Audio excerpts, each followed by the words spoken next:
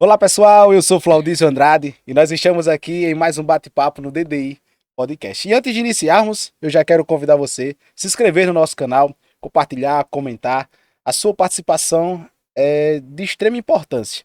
Nós já estamos batendo lá no YouTube a marca de quase 1.000 inscritos. Está faltando bem pouquinho. E assim que a gente atingir essa marca, a gente vai estar sorteando aí bonés, canecas, camisas. Nossos patrocinadores aí vão estar disponibilizando camisas. Então, eu peço a você que nos ajude. Lá no Instagram, compartilhe também, comente. E todas as plataformas digitais, eu preciso muito da sua ajuda. A gente tem selecionado a dedo cada convidado que vem para cá, pois o nosso compromisso é levar até você um bom conteúdo, pessoas que de fato inspirem sua vida, pessoas que de fato consigam lhe transmitir uma mensagem a qual você venha se perceber, venha identificar que se essas pessoas conseguiram, você também é capaz, você também vai conseguir. E hoje nós estamos aqui com o Dr. Vilaça Neto. E eu já quero ouvir o Dr. Vilaça Neto. Quem é o Dr. Vilaça Neto? Fala, doutor. Muito obrigado, meu amigo Flaudísio. Uma honra estar aqui, né? Cara, que Você massa. me receber no podcast das autoridades. Depois que eu vi que era o podcast das autoridades, rapaz, eu acho que eu não tenho gabarito para estar lá, não. Mas vamos ver o que a gente pode fazer. Mas muito boa noite, obrigado. Cara, o Vilaça é um batalhador que construiu hoje já uma pequena trajetória baseada em muito trabalho. Como acredito eu, a maioria dos convidados que passaram aqui, a gente começa a observar a história de cada um com suas peculiaridades, mas a gente sabe que a gente só consegue chegar onde a gente quer com muita dedicação, com muita abdicação e com muito trabalho. Eu sou advogado criminalista, eu me formei pela Universidade Federal de Alagoas em 2013, entrei lá em 2009, me formei em 2013. Iniciei ali minha carreira na advocacia criminal, uma curiosidade, né? Quando eu fui fazer direito, a minha ideia inicial era fazer concurso para delegado federal, prestar concurso para delegado federal, porque quando eu estava na época de vestibular era quando estava aquela operação, agora me falhou o nome, uma das primeiras grandes operações e grandes movimentos ali da Polícia Federal. Eu me inspirei, tinha muita operação, disse, rapaz, eu quero ser delegado federal. Meu pai é militar, já reformado, na época ainda estava na ativa. Eu disse, rapaz, vou fazer direito. Minha mãe queria que eu fizesse medicina, mas, assim, nenhuma vontade, nunca passou na minha cabeça fazer medicina. E aí, prestei, na época, o PSS, né, programa de ingresso ali nas universidades federais, no caso na UFAL, passei, ingressei.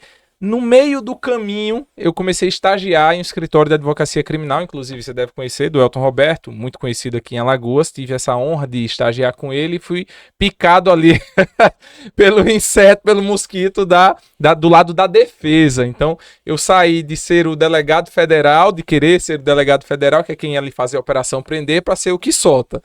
Terminei a faculdade e já não tinha mais nenhum pensamento de, não, vou prestar concurso, tanto que nunca nem tentei, nem parei para estudar para concurso, porque já iniciei na advocacia. Desde então a gente vem batalhado nesse mundo da advocacia e em paralelo, e a gente vai contar um pouco dessa história depois, a gente criou ali um curso preparatório para ajudar os alunos de todo o Brasil a passarem na OAB, que é o Estudar para a OAB, que a gente já conta aí com esse histórico de 6 anos de curso, mais de 150 mil alunos durante os 6 anos, né? Bacana. Você fez a prova da ordem com quantos anos? Eu fiz a prova da ordem, eu estava no 9º período da faculdade. Eu acredito que eu estava ali com 22 anos, mais ou menos. Hoje tem quantos anos de experiência na advocacia? Hoje, 10 anos. 10 anos de 10 advocacia. anos de advocacia. Indo para o 11º já, na verdade. Bacana. Então, acho que, não, na verdade, 10 anos. Vou para o 11º no próximo ano. Eu me formei em 2013. No 9º período eu já queria fazer a prova da OAB, por quê? Eu já estava estagiando, já acompanhava ali a audiência, já tinha feito júri acompanhado, não poderia como estagiário fazer júri sozinho. E aquilo ali era algo que eu tava é o que eu queria. Então eu tava doido para receber logo a minha OAB, então deixa eu passar logo nisso. Fui fazer no 9º período, passei de primeira, sendo que eu precisava colar grau na universidade primeiro para poder dar entrada no processo na OAB para pegar meu número de inscrição e ser efetivamente um advogado. E aí foi quando me formei, não esperei a colação de grau da turma, fui lá na universidade, eu preciso, já passei, me adiante aí, pelo amor de Deus, fui na reitoria, e aí eles têm alguns movimentos que eles fazem ali, só na reitoria mesmo, a colação de grau, colei grau, peguei a documentação, fui na OAB, no dia seguinte, aquela tara, naquela ansiedade de começar a dizer, agora eu sou advogado, vou fazer audiência só, vou fazer júri só. E aí foi quando eu comecei, de fato, a advocacia lá em 2014. Fevereiro de 2014 foi quando eu peguei minha OAB. Iniciou aí já trabalhando na ativa alguns casos polêmicos, porque assim, na área penal, querendo ou não, a gente lida com liberdade. Né? E a maioria das pessoas que procuram o advogado, procuram porque estão vivenciando problemas. Teve algum caso em especial que marcou, seja polêmico ou não, mas que marcou a vida do Vilaça? Veja só, ainda como estagiário, e esse caso não tem como vocês aqui do DDI Podcast não saberem, porque foi o júri da Ceci Cunha, do caso Ceci Cunha. Sim. Eu estava como estagiário ainda na faculdade, no escritório do Elton, e aí ele era o advogado do Talvanes, né, que foi acusado de ser um dos mandantes ali desse bárbaro crime, diga-se de passagem, e eu participei ali como, digamos, um estagiário, mas um assessor na defesa com o Elton, e foram 3 ou 4 dias, eu acho que 3 dias inteiros de julgamento. Eu não tinha ainda me formado, não era advogado e pude viver essa experiência de um dos júris de maior repercussão no país. Aquele auditório da Justiça Federal, que foi onde aconteceu a sessão de julgamento do júri, estava lotado, tinha imprensa do Brasil todo. Isso antes de eu me formar, eu não sei exatamente o ano, vou ficar devendo, não sei se 2012, falha a memória, mas você vê, a gente hoje tem uma facilidade muito grande de fazer transmissão ao vivo, você com celular pega aqui e transmite. Naquela época, ou seja, há 12 anos mais ou menos, nós tínhamos o UOL fazendo a transmissão ao vivo daquele julgamento, daquele júri, então toda aquela emoção, com o devido respeito às vítimas do caso, mas assim, a emoção para o advogado, de estar, aquela adrenalina de você ter a responsabilidade de estar numa defesa de um dos maiores casos do país, aquilo foi bastante emblemático. Alguns outros júris de repercussão, que a mídia ali ela vai para cima com muita força, eles são casos que marcam, porque você não briga somente contra a acusação, você briga, no bom sentido da palavra, contra uma acusação, contra o peso da mídia, contra o peso do julgamento que a sociedade já fez. Então, vê só, você vai para um caso em que está ali todo dia a imprensa batendo nesse caso, relembrando esse caso, estampando a foto do seu cliente no jornal, hoje em dia na internet, você chega ali e é você contra todos. Teve um caso até da minha cidade, de Viçosa, que foi um caso, acredito eu, que algumas pessoas também tiveram conhecimento, foi um modelo no Réveillon 2012, foi assassinado em praça pública, ele era de Marechal Deodoro, foi para aquela cidade, teve um desentendimento lá, foi assassinado. Então, vê só, eu cresci naquela cidade, conhecia boa parte das pessoas ali envolvidas no caso, testemunhas, o acusado, nem sonhava em ser advogado quando morava na cidade, morei por 14 anos em Viçosa, e alguns anos depois estava eu, não na cidade, porque o júri foi desaforado, mas assim, na capital, com o peso de defender alguém que eu tinha conhecimento, conhecia o pai, conhecia a mãe. Então você termina criando um senso de responsabilidade muito grande, você chega ali naquele julgamento, é você o único que vai defender aquela pessoa de todas as acusações. E um Ministério Público extremamente atuante, forte, competente, como eu falei, né, do peso ali da imprensa batendo, todo mundo, os holofotes voltados ali para você, e você tem que fazer daquela sua profissão a última esperança daquele cliente, porque ali é o ato em que ele vai ser de fato julgado. Então, assim, a advocacia criminal, por mais que possamos ter alguns casos emblemáticos, a gente tem que todo caso ele é extremamente importante. Você tem que trabalhar com muito cuidado, com muito zelo, com muita cautela, porque qualquer deslize que você fizer na defesa, você compromete anos da liberdade do seu cliente. Não vou dizer a vida, porque a vida ele vai continuar vivo. É a vida ali, quase sempre quem perde, infelizmente, é a vítima daquele processo. Mas assim, existe um peso, uma responsabilidade muito grande, principalmente quando você acredita na tese defensiva, quando de fato você está ali 100% convicto de que aquela tese que você está defendendo, e nem sempre é absolvição total, né? Às vezes algum atenuante, algum ponto ali, algum excludente, ela, para você, ela tem que ser defendida até o último segundo. Então, assim, existem casos emblemáticos, mas o que eu costumo sempre dizer, todo caso ele merece total atenção do advogado. Bacana. A gente já ouviu aqui, como convidados, 3 advogados criminalistas. Doutor Rodrigo Monteiro, grande abraço. Muito Meu obrigado.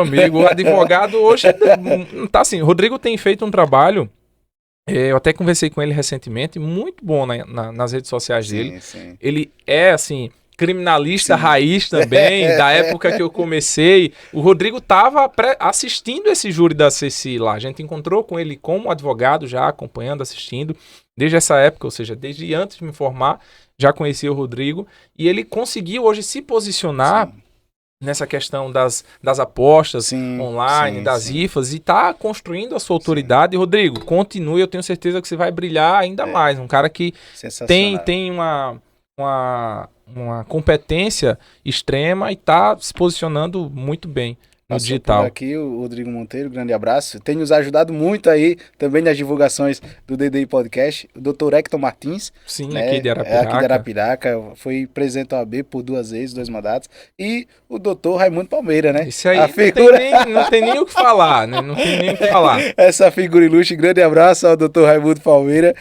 Tem sido um pai aí, um ajudador. Cara sensacional. E eu externo para ti a pergunta que eu fiz para eles, em especial no dia em que gravamos. A área penal, a seara penal, ela é muito difícil. Principalmente porque muitos da população não entendem o advogado. E tem aquela ideia de que advogado criminalista é defensor de bandido, né? Então, em algum momento, o senhor já chegou a sofrer algum dano, alguma represália, alguma perseguição por ter defendido alguém ou atuado em algum caso? Olha, nada concreto.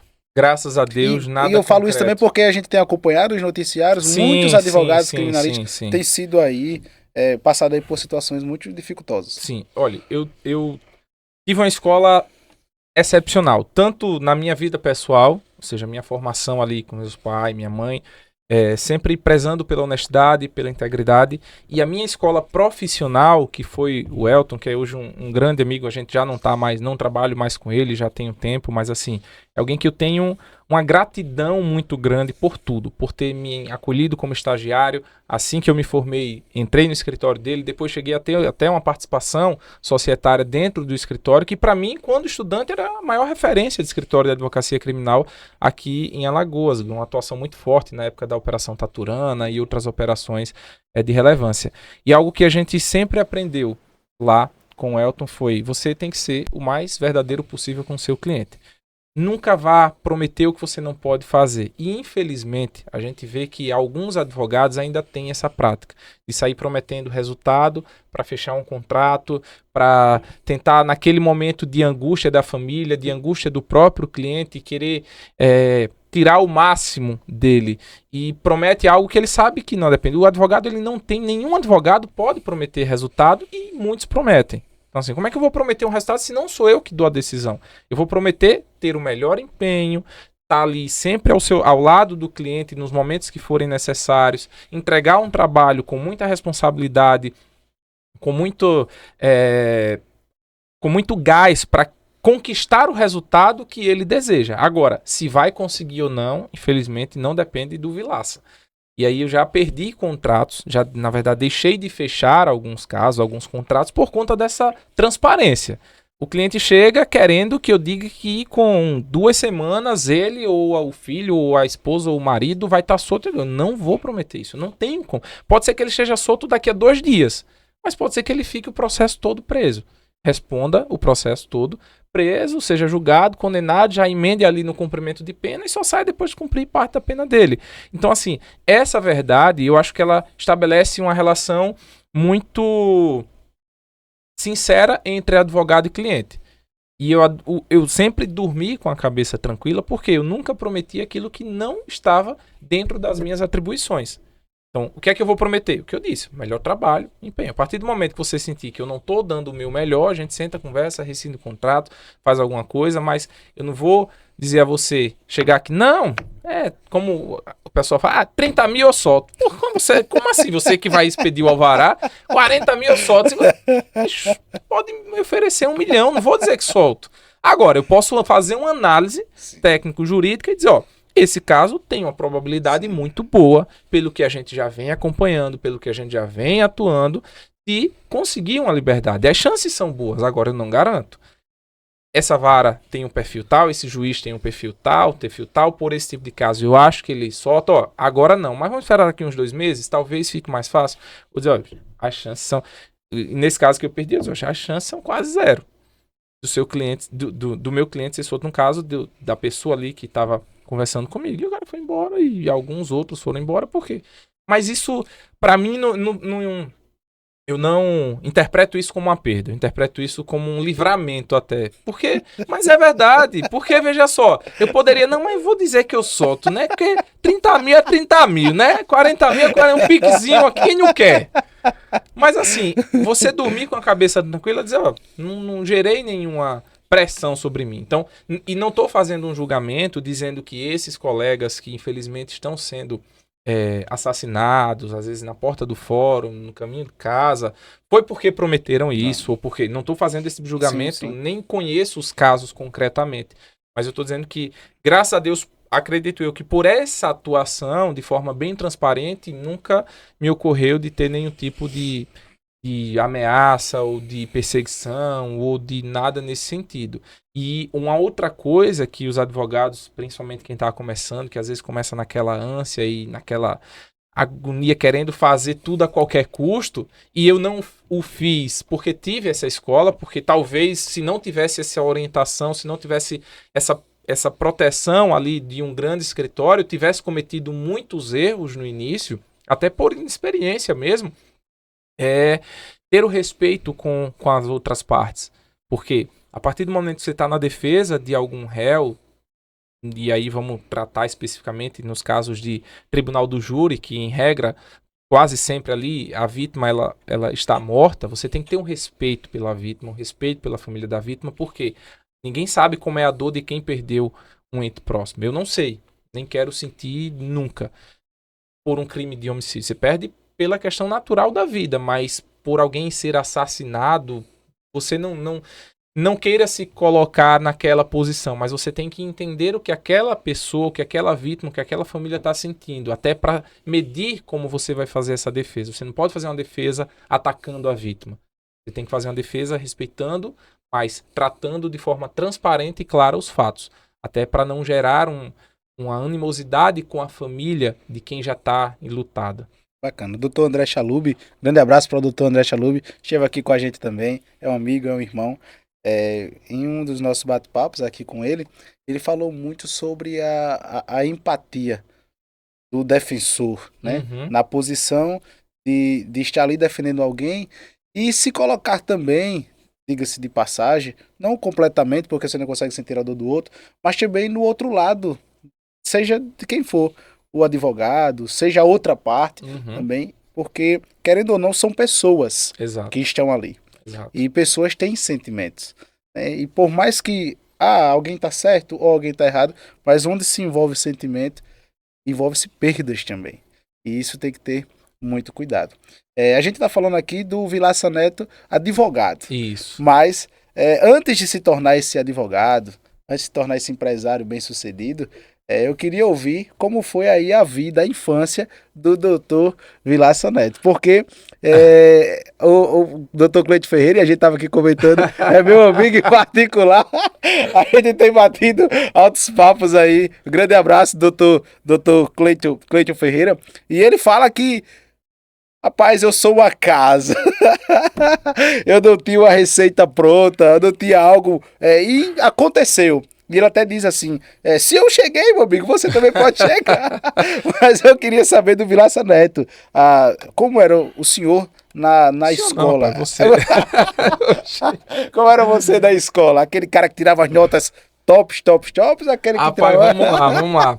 Antes disso, eu não conheço pessoalmente o Dr. Cleiton, mas assim, pelo que eu acompanho, é um cara extremamente humano, extremamente verdadeiro. Demais.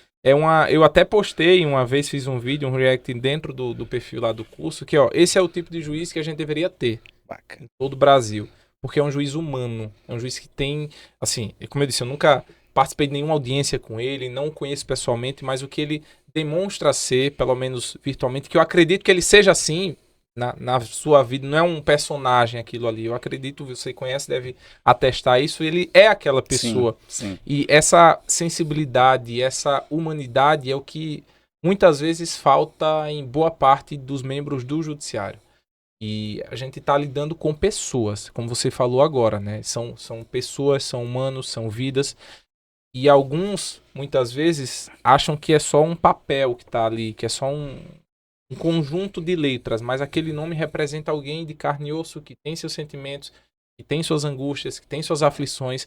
E tratar o outro com esse respeito, antes de tudo, é um diferencial muito grande. Era para ser a regra. Era para ser a regra, principalmente quem está naquela posição de julgar o outro, né? É muito difícil, eu não sei se eu saberia julgar, porque mas é difícil, você começar a refletir, você tem que julgar o outro. Não estou falando julgar, se a lei A ou B vai ser aplicada, mas assim, será que realmente eu devo julgar dessa forma, eu devo ir por esse caminho? Mas assim, ao Dr. Cleiton, um abraço, fica aqui o meu profundo respeito e até parabéns pela forma de atuar e admiração que eu tenho por ele e por outros profissionais com quem eu já tive o prazer de participar de audiências e que tratam de forma mais humana, mais séria aquela coisa. Então foi só uma partezinha assim. Bacana. A respeito. Ele é daqui, né? De Sim, Arapiraca, aqui. Marcar então... um encontro dele com estudar para a OAB, vamos lá. Mas assim, como é que foi o Vilaça? O Vilaça, na infância, ele morou em Viçosa. Eu nasci em Maceió, mas só nasci. Eu não sei, eu acho que o hospital estava fechado em Viçosa. Eu vou confirmar isso com a minha mãe, mas eu acho que aí interior acontece, meu amigo. E aí, não sei se foi isso, não sei direito, mas vamos lá. E aí fui só nascer mesmo em Maceió, mas morei minha infância ali toda em Viçosa. Minha família, ela é de natural ali, meus avós moraram a sua vida toda quase que em Viçosa. Nasci em Viçosa, estudei num colégio lá, São Tomás de Aquino, onde fiz minhas primeiras amizades, meu primeiro círculo ali de pessoas próximas. E foi muito... Aproveitei bastante. Aquela infância de interior mesmo, Sim. que você... tem saudade. Só quem é do interior sabe, né? Só quem viveu no interior sabe como é gostosa a infância no interior. Você é natural daqui? Sou natural da Arapiraca, mas a minha família toda é de Major Isidoro e Batalha. Grande abraço aí aos Major Isidorenses, não é isso, Gustavo? E os batalhenses, é batalhense que fala? Os batalhenses. Pronto, então assim, aos viçosenses também. Então assim, passei minha infância lá, não teria escolhido outra infância. De menino estar na rua mesmo, brincando, se melando, correndo, levando queda, andando de bicicleta, bravando a cidade, fazendo tudo que o menino do interior faz. Né? Tinha minhas amizades lá, alguns ainda permaneceram lá, outros da escola foram ali no caminho quase que natural, os pais colocam para estudar na capital, né, para fazer uma faculdade, uma coisa. Então até os meus 14 anos, mais ou menos, eu era um estudante... Ok, não tenho muita recordação de ser o melhor, o pior, o mediano, mas eu estudava, não era aquele cara que levava aperto, não, nunca tive problema com isso. Gazeava aula, não. Não. Quanto a isso, era bem tranquilo, assim. E aí eu fui, o que aconteceu?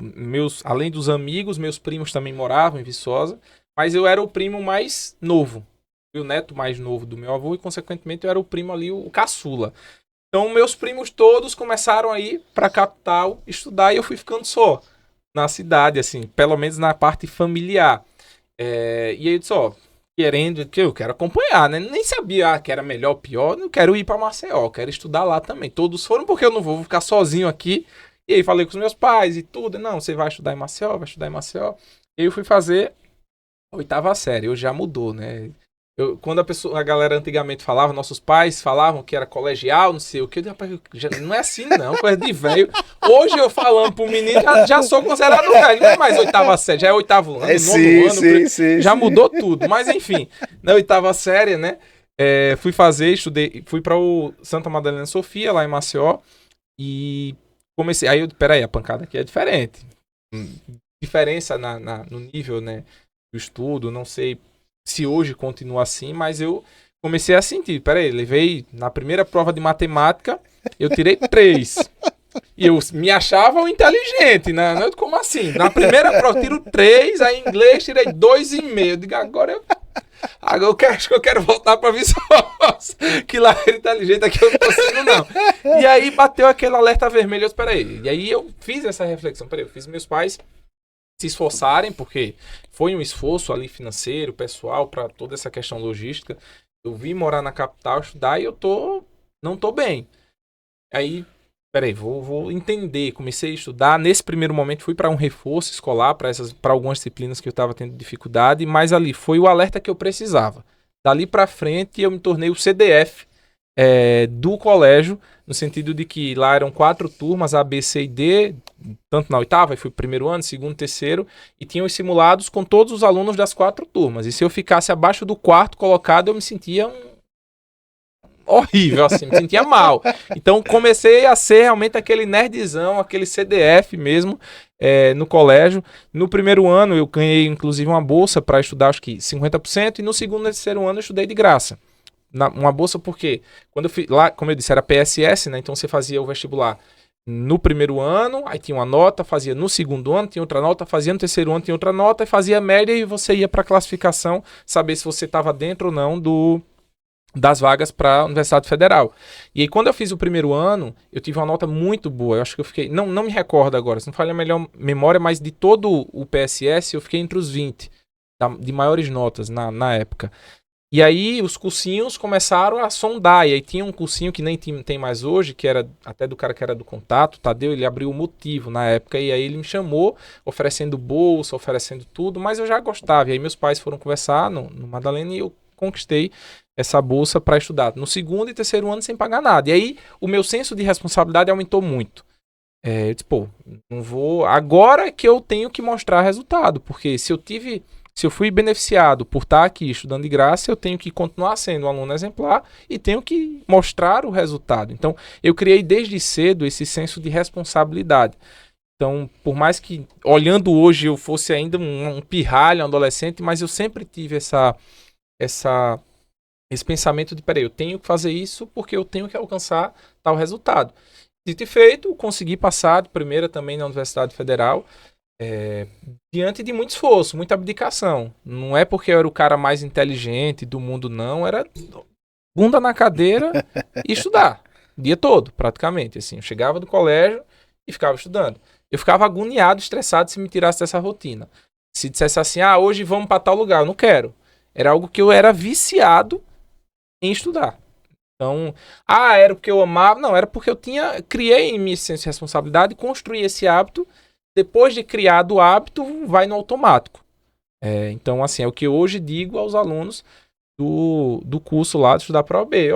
Não é fácil, mas você quer alcançar esse resultado, você tem que passar pelo processo. E para aquele objetivo lá, eu passei pelo processo. Então, eu sempre tive êxito, né? Parece até um pouco de prepotência, arrogância, mas é para dar o exemplo.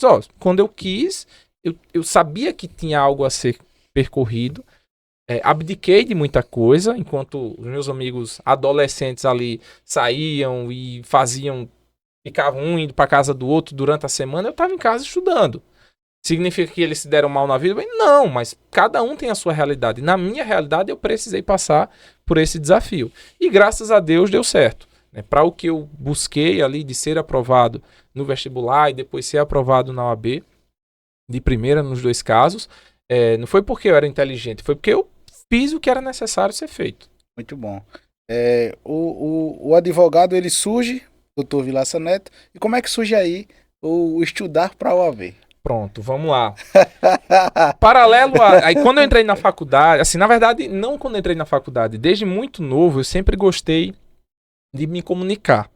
É uma curiosidade, com 8 anos de idade, eu tinha um programa na rádio comunitária de Viçosa. Bacana, cara. Radialista. Vilacinha faz o show. Exatamente. E aí era um programa de atender ouvinte, de colocar música, de dar prêmios. A gente tinha show de calouro na rua. Mas aí tá explicado o domínio na comunicação desse isso. Então, assim, tem fotos, depois eu posso até te mostrar, assim, de novinho. Antes disso, meu pai tinha um programa aos sábados, ou era domingos, que era Encontro com o Rei, que era só de música do Roberto Carlos. E aí, desde cedo, acho que, não sei a idade, mas 6 anos, eu já acompanhava no programa e ficava... ele falava, qual é a hora? Eu falava a hora, mandava um textozinho pra eu ler. Devia ser uma desgraça, mas me achava ali o William Bonner. E aí, foi criando esse hábito e ele que me estimulou a estar nesse ambiente de comunicação, a quem agradeço bastante, porque realmente isso pra mim hoje faz... Eu quero, não sei se é patrocinador, mas o negócio sim. é bom. Viu? Aqui Rapaz, é energético refresco. me patrocina aí também. Como é o nome? O Aki, fala? O Aki Energy. É refresco. Você que é revendedor, você que é comerciante, entre em contato aí, ó. Refresco. Rapaz, mas é bom mesmo. A melhor do Brasil, viu? É bom mesmo. A melhor do Brasil. E é da terra, né? Melhor ainda. Terra, melhor ainda. A melhor água do Brasil. Então, entrei nessa área de comunicação desde muito cedo, gostava de me comunicar e gostava de empreender. Ainda na faculdade, a gente criou na época e aí eu vou falar o agente, porque entra uma figura muito importante nessa história, que é um primo meu, um desses primos que morava no interior comigo em Viçosa e foi para a capital, e ele estudou muito autodidata, aprendeu a programar, desenvolver sites e tudo, um cara assim, fantástico, competentíssimo, inteligente ao extremo. E aí, quando eu estava na faculdade, a gente começou a pensar alguns projetos em conjunto. Aí a gente tentou criar, na época tinha aquele Groupon Peixe Urbano, a gente criou o MCZ Ofertas. Tentamos ir para esse mundo aí. Deu errado. Em paralelo, olha só, em 2000 e... Não sei quando foi, mas esse momento, é só pesquisar quando foi aquela luta lá do Anderson Silva, que ele se ferrou lá, que foi bem rápido. Quebrou a... Isso, exatamente. Nessa época a gente criou canais online. Hoje já está prescrito, então posso falar. Eu contratei ali o serviço da Claro, tinha o Sport TV, tinha o canal Combate. E eu não sei como eu consegui. O meu amigo ali, como é o nome dele? O William, que é o cara aqui o homem da tecnologia. Meu amigo, eu tinha um computador, eu acho que ele era um Pentium com 2 ou 4 GB de memória. Em 2012, eu fazia transmissão online. Não tinha YouTube, a gente tinha que contratar um streaming fechado, né? Então ele fazia lá pelo... Não era hoje, a galera usa o OBS. Eu entendo um pouco disso, a gente transmite lá. E aí, o Wirecast, na época, eu não me recordo exatamente, e a gente criou ali um canal online que você pagava 5, 10 reais para assistir um jogo do Flamengo, que era só do Premiere, que era só do canal Combate. Empreendedorismo na vida. E a gente fazia a divulgação pelas comunidades do Orkut. Tinha comunidade no Orkut, a gente entrava lá, e aí hoje... Rapaz, não, sou não. Sou não. MSN. E aí, muito. E aí a gente entrava nas comunidades do Orkut, de futebol, de luta, e dizia, ó, transmissão online, não sei como é que a galera confiava naquela época, usar cartão, não tinha negócio de Pix, tinha nada, usava cartão, usava tudo. Nessa transmissão, inclusive, do Anderson Silva, a gente ficou desesperado, porque o nosso pacote nesse serviço de streaming era para 100 pessoas simultâneas. Hoje o YouTube você pode transmitir para 100 mil, mas só podia 100 simultâneas. A gente vendeu mais que 100, que teve que parar de vender, porque não tinha, era final de semana, não tinha como aumentar a nossa capacidade lá. E aí foi isso, mas a gente olhou pro outro, rapaz, não quer ser preso, esse negócio não vai dar muito certo, estamos formando em direito, vamos fazer um negócio direito. E aí com as correrias também do dia a dia, não tinha como estar em casa para estar ligando e fazendo a transmissão e tudo, deixou de lado. E fomos sempre, a gente que vai ter... Comecei a advogar, comecei a focar, isso era na época de faculdade ainda, comecei a focar na advocacia. Ele se mudou, ele era de Maceió, a esposa dele passou no concurso da Petrobras, ele se mudou, sempre tinha os sites dele lá por conta própria. E aí ele começou a ver a esposa estudando, tinha uma plataforma de concursos públicos, que é muito famosa, é o QI Concursos, todo mundo que é da área ali, que estuda, conhece. Ele disse, rapaz, eu faço um negócio melhor do que isso aqui. E aí ele começou a criar uma plataforma semelhante a QI Concursos, que é o Fonte Concursos, que é o mesmo estilo de questões, mas um visual mais moderno, uma coisa mais completa. E aí eu, conversando com ele, eu disse, bicho, você, quando sair bombar, eu vou ser o seu jurídico. Só falava isso. A gente se falava praticamente todo dia. E eu disse, bicho, isso era 2016. Eu disse, por que você não começa a colocar questões da OAB? Porque só tinha questões de concurso. Você coloca questões da OAB, porque tem uma busca muito grande e tudo mais. E aí ele disse, tá, bora, vamos fazer o seguinte. Vamos montar um curso só para a OAB. Vamos colocar professor, vamos colocar questões comentadas, vamos colocar aula, vamos colocar material. Eu disse, rapaz, eu topo. Eu topo. Ele estava em Salvador nessa época, eu estava em Maceió com o escritório. Nessa época eu tinha acabado, tinha 1 ano que eu tinha saído do Elton, tinha montado meu próprio escritório com meu amigo Ricardo, oriundo também lá do escritório do Elton. Eles vão montar. Comecei a juntar alguns amigos ali que poderiam ser professores a um custo baixo, porque orçamento pequeno, limitado. A gente juntou ali uma equipe de professores, Aluguei uma salinha no Farol que era... Poxa, essa sala aqui é luxuosa, muito luxuosa e muito espaçosa. Era um terço disso aqui. Não, um terço não, mas era metade disso aqui. Tudo. Não tinha banheiro, não tinha... Era uma sala, um ambiente comercial que era um banheiro coletivo ali, tudo. Aí era, na época, acho que 2017, R$ 400, R$ 500, com energia, com internet... A sala toda. Rapaz, o negócio aqui vai dar pra gente. Para o nosso orçamento, que era zero, a gente não faturava nada. Ia botar do bolso. Nunca fui, cara, com muito dinheiro na época, assim. Não que hoje eu tenha, mas daria pra alugar um pouquinho mais cara hoje. Aí eu disse, rapaz, vamos montar aqui, vamos. Aí fui pra lá, colei, eu vejo aqui, rapaz, é um... Espuma eu que tava lá. Bicho, não sei se foi tu, mas eu saí embriagado no dia que eu fui colar essas espumas. Como é que eu colo? Comprei igualzinhas aqui. Cara, é cola de sapateiro. Vamos comprar cola de sapateiro. Aí fui lá, comprei esse negócio, botei na mala do carro, fui me embora pra lá, comprei a cola de sapateiro, cheguei. Imagina um negócio, metade disso aqui. Fechado. Abri a cola e taca o pau na cola de sapateiro pra cima, taca o pau na cola de sapateiro, porque é contato, né? Você bota na espuma e vai colar. Bota. Quando eu comecei a ficar meio zonzo, eu falei, que porra é isso? O William tá se identificando. Sabe que porra é isso? O que é que tá acontecendo? Quando eu já tava terminando, horas depois, foi que caiu a ficha. Eu disse, rapaz, eu tô cheirando cola aqui dentro desse negócio, sozinho. Eu digo, que negócio da hora. E aí colei, levei computador, montei câmera. Eu vejo tudo isso aqui, rapaz, eu gosto disso aqui. Montei câmera, botei 2 softbox, levei o computador, levei tudo, instalei os programas. E aí como é que funcionava? Custo, assim, tinha que ser o mínimo possível. Eu tinha um escritório ali no sanatório e essa sala era no Farol, próximo onde quem é de Maceió vai saber, próximo ali onde é o Palato Farol. Aí eu saía marcando com os professores, estava no escritório, fazendo petição, atendendo clientes, posso gravar agora. Eu ia de terno e gravata para lá, sentava ali no lugar que meu amigo tá, ficava aqui fazendo os cortes, fazendo gravação, e o professor gravando. Terminava, fechava, ia para o escritório, atender cliente, fazer petição, voltava, até que dá pra gente contratar um estagiáriozinho. Contratei um estagiário para ficar na gravação, e o negócio foi crescendo, o negócio foi tomando corpo, a gente foi melhorando de estrutura, depois fomos para outros ambientes e tudo mais, e focando sempre em entregar o melhor para o aluno, entregar o melhor produto possível. Claro que se eu for olhar o curso quando começou em 2017 e o curso hoje, é uma diferença absurda, porque a gente foi aprendendo muito, a gente foi aperfeiçoando muito, e hoje eu digo que o produto que a gente entrega, ele não deixa a desejar nenhum grande curso, nenhum outro grande curso do país. Mas foi mais ou menos assim que surgiu esse lance do Vilaça Empreendedor. Hoje, em média, tem a ideia, a estatística de quantos aprovados já tem na OAB em média? Na OAB ou no nosso curso? No nosso curso, pela OAB. Pelo curso, a gente tem hoje contabilizado 26 mil alunos aprovados. 26 tem mil alunos aprovados.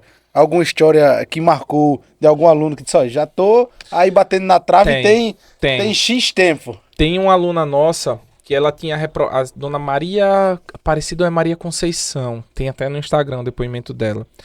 A senhora já com 60 anos, na faixa de 60 anos, ela já tinha reprovado 21 vezes.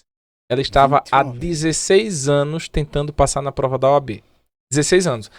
Mas teve mais exames em 16 anos. Teve, mas ela não fazia todos. Sim, por ano são 3, mas ela não fazia todos. Fazia um, aí não conseguia, deixava fazer outro ano. E ela estava há 16 anos dando de tudo para fazer a prova da OAB e acumulou ali 21 reprovações.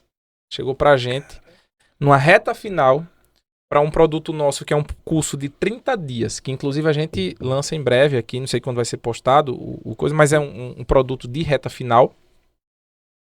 E aí ela chegou pra conversar e disse, não sei mais o que eu faço, já reprovei, todo mundo já disse que não é pra mim, que eu sou, entre aspas, burra e vai ser uma das minhas últimas chances. Eu disse, vamos fazer. Acompanhei ela e ela passou conosco, estudando pela primeira vez. Conosco, passou finalmente no exame de ordem. E isso demonstra o quê?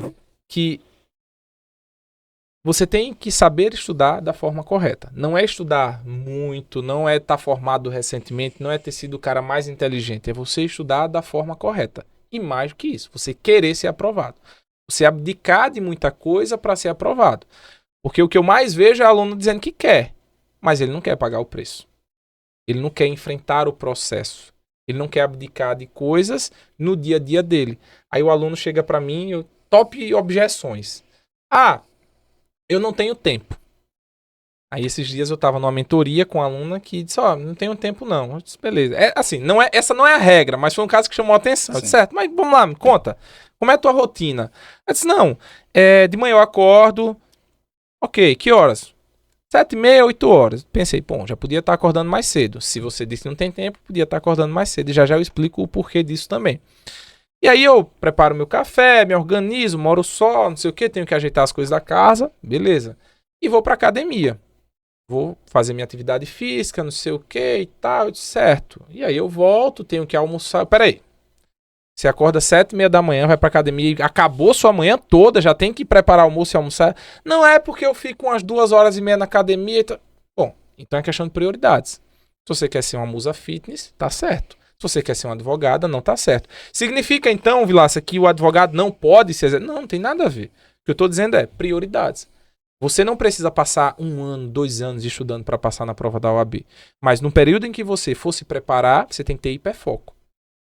É aquilo ali. Aquilo tem que ser prioridade. Você tem que acordar, você tem que dormir pensando naquilo. Porque se não for assim, a nossa rotina ela vai nos dar milhares de distrações possíveis. Não é verdade? Sim. Se a gente não tiver aquilo como prioridade, primeira coisa, o aluno chega, eu digo, vamos resetar a sua mente, resetar a sua rotina. Não adianta, porque se você vai manter hoje, vamos ver, se hoje não tem uma rotina de estudos, não está se organizando, não tem ali um horário definido, não adianta você já querer comprar o curso, não adianta você querer comprar um livro, não, calma, vamos por etapas. A primeira etapa é você. O que é que você precisa fazer? Você precisa ter um tempo para estudar. Você tem hoje na sua rotina já um tempo para estudar? Não, não tem. Então, peraí, não é a escolha do curso que vai fazer você ser aprovado ou não. Porque o que mais acontece, infelizmente, é os alunos que gastam dinheiro com material e não estudam. Por quê? É porque o curso é bom, é ruim? Não tem nada a ver com o curso. Eles nem estudam. Tem uma estatística que eu achava que era só conosco no mundo de estudos para a OAB, mas é uma estatística geral. A gente participa hoje de mentorias, masterminds, de lançamentos digitais, ou seja, de infoprodutos e cursos.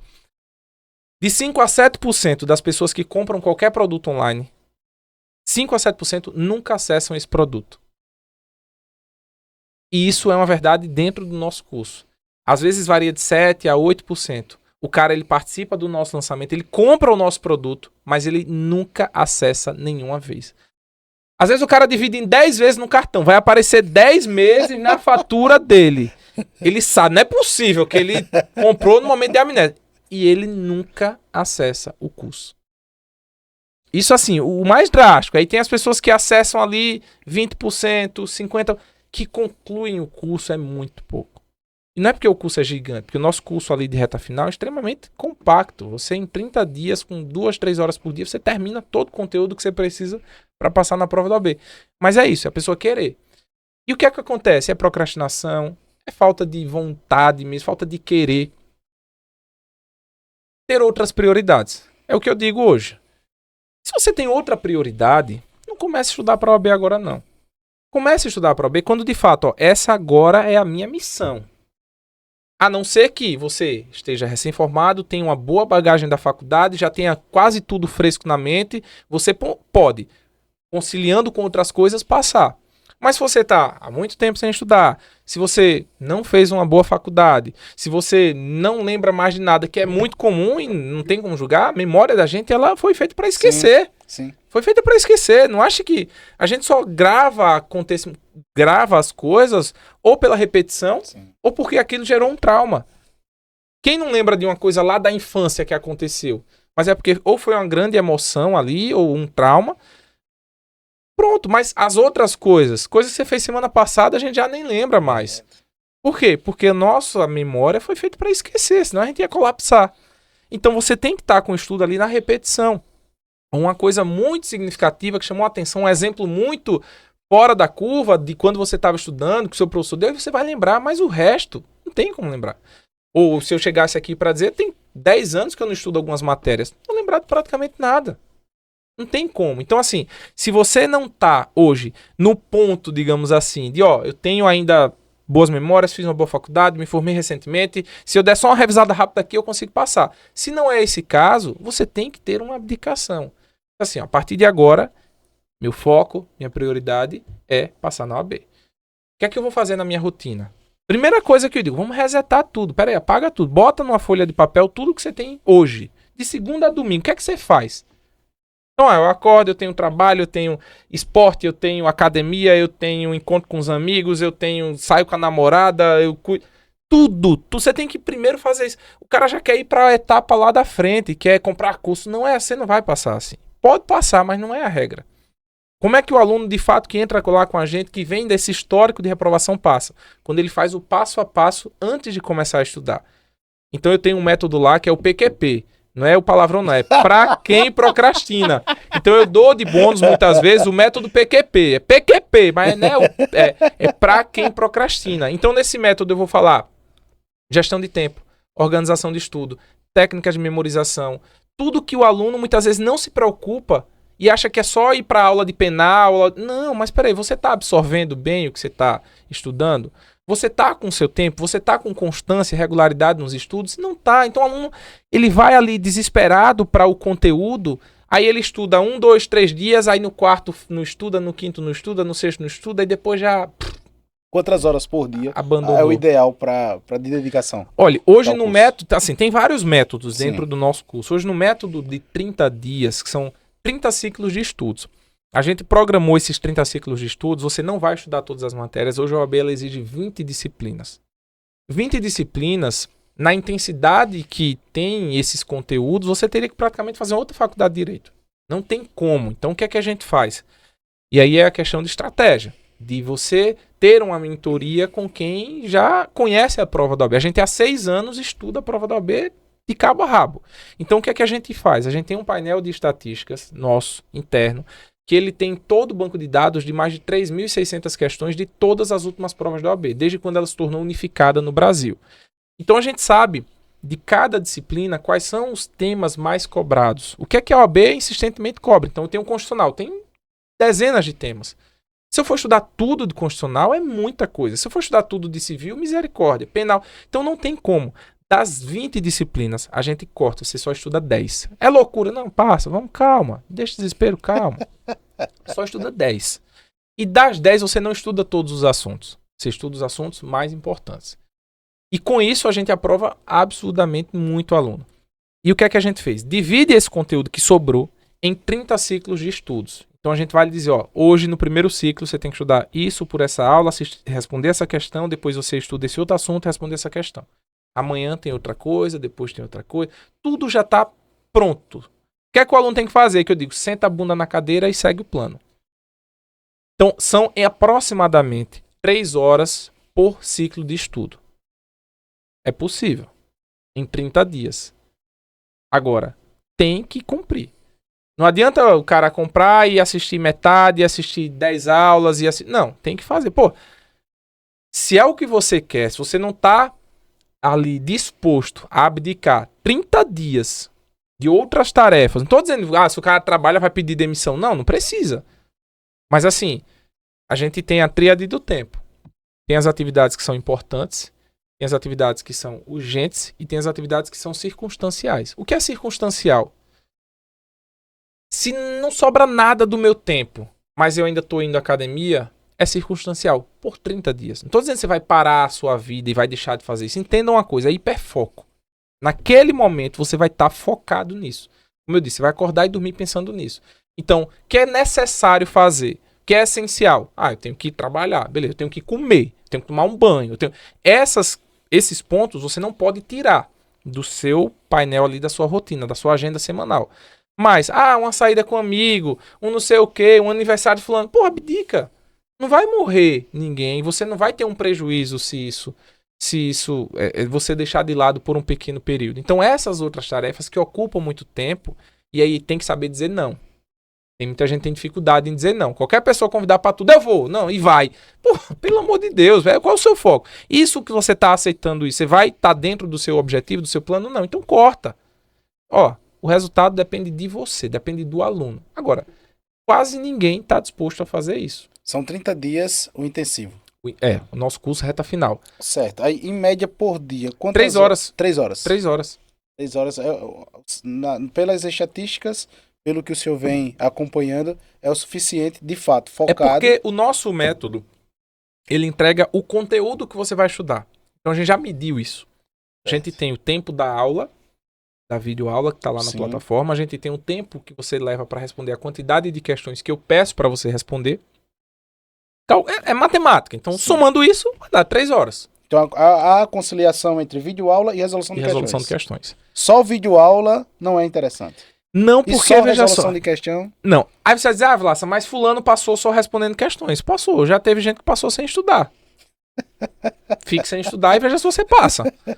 Na verdade, tem gente que passa. Sem estudar como? O cara tava na faculdade, foi lá, passou. No meu caso mesmo, eu não tive um estudo para a primeira fase muito forte de OAB. Eu tava na faculdade, Sim. e aí eu morava lá no Maceió, no meio da cidade, na gruta, estudava na UFAL, que é numa ponta, estagiava no Jaraguá, que é na outra ponta. Então eu saía de manhãzinha pra faculdade, chegava em casa, almoçava rápido, ia pro estágio, ficava até tarde no estágio porque eu gostava, Sim. chegava em casa extremamente cansado. Eu estudei basicamente ali 2, 3 semanas pra OAB, em alguns resumos, com as principais disciplinas, mais ou menos o que eu já aplico hoje, continuo aplicando hoje para os meus alunos. Eu foquei no que realmente era mais importante. Então, tive aquele sofrimento. Não, porque foi meio que no ritmo da faculdade, ainda tinha aquela bagagem da faculdade, eu estava ainda na faculdade, e para mim foi mais tranquilo na primeira fase. Na segunda eu tive que estudar mais, tem alguns detalhes específicos da construção da peça e tudo. Mas assim, o que é que eu digo? Aula e questão, revisão. Como é que você vai fazer uma prova que ela tem 80 questões e você estuda sem resolver questões? Como é que o cara quer ser um bom batedor de pênalti se ele não treina? Como é que o cara quer ser o melhor batedor de falta se ele não treina a cobrança de falta? Vai dar certo? É muito difícil. Você ficar somente na teoria da videoaula é muito bom, você vai construir a sua bagagem de conteúdo, mas você tem que ir para a prática. Por quê? A prova da OAB, ela se torna, com o tempo, pra gente que tá há 6 anos analisando e fazendo isso, se torna previsível. Como assim se torna previsível? Eu sei mais ou menos, quando ele cobrar o assunto X, o que é que ele vai cobrar daquele assunto X. Eu sei que naquele assunto ali, quando ele cobra uma casca de banana, geralmente é a mesma casca de banana. Então eu vou, a partir do momento que eu estou resolvendo questões, identificando o padrão daquela banca. Quem é concurseiro ali, o concurseiro mesmo, raiz, está há anos lutando para passar num grande concurso, ele sabe. E se o concurso exigir de uma banca X, ele tem que ir para uma pegada de estudo. Se for a outra banca, então vamos lá, grandes bancas, FGV e CESP, que no caso Sebrasp agora, tem perfis totalmente diferentes. Mas o assunto é o mesmo. O assunto é o mesmo, não vai mudar, mas a forma de cobrar é diferente. Então, você tem que entender qual é o perfil da banca que você vai fazer a sua prova. Se você está treinando por questões, e aí eu fico pé da vida quando eu vejo o aluno chegando na reta final e dizer, mas eu não estava fazendo questão não, porque eu tinha medo de errar. Pô, tu tem que medo de errar na prova. Não é na hora de treinar. Você tem que errar treinando mesmo. E qual o problema?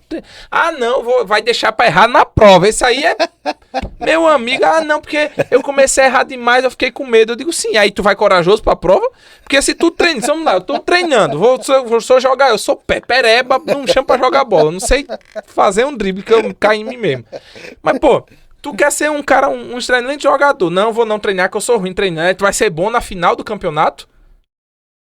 Então, assim, o ciclo de estudos, ele vai estar fechado com assistir aula, com resolver questão, com revisão e com simulado. Você tem que simular aquela situação que você vai fazer. Então, tudo isso, por isso que eu digo que hoje o nosso produto é completo, porque eu vou, desde esse primeiro momento, ensinar você como você faz esse planejamento da sua rotina, como você vai ter técnicas para evitar a procrastinação, que é um dos grandes problemas. O que é que a procrastinação causa? Duas questões. Primeira, você está travado para começar. Então, assim, tudo se torna uma desculpa para não começar os estudos.